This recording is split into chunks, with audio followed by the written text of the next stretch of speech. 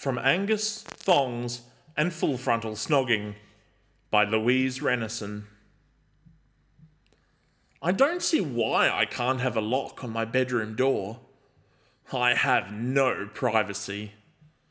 Every time I suggest anything around this place, people start shaking their heads and tutting.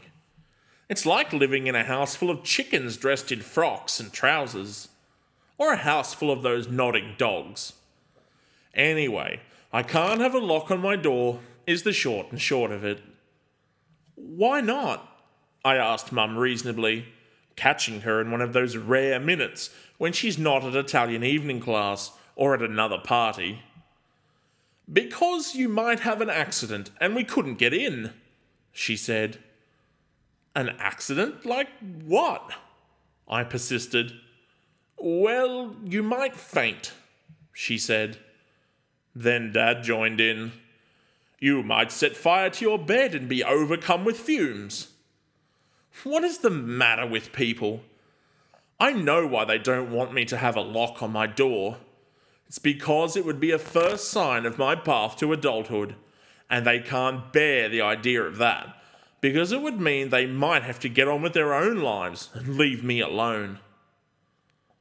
It's 2 p.m. and Uncle Eddie is gone, thank the Lord. He actually asked me if I'd like to ride in the sidecar on his motorbike. Are all adults from planet Xenon? What should I have said? Oh yes, certainly, Uncle Eddie. I would like to go in your pre-war sidecar, and with a bit of luck all my friends will see me with some mad bald bloke, and that will be the end of my life. Thank you. Jazz came round at 4.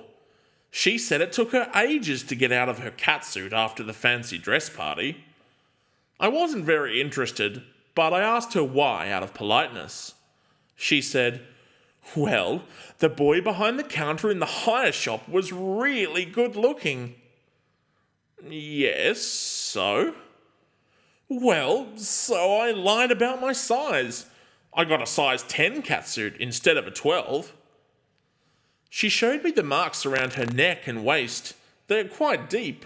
I said, your head looks a bit swollen up. I told her about the Cosmo article, and so we spent a few hours recalling the fancy dress party, i.e. the painful incident.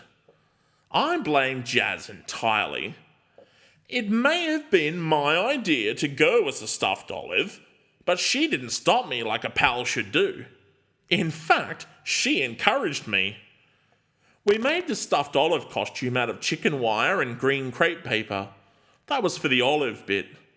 As I recall, it was she who suggested I use crazy colour to dye my hair and head and face and neck red, like a sort of pimento. I have to say, it was quite funny at the time.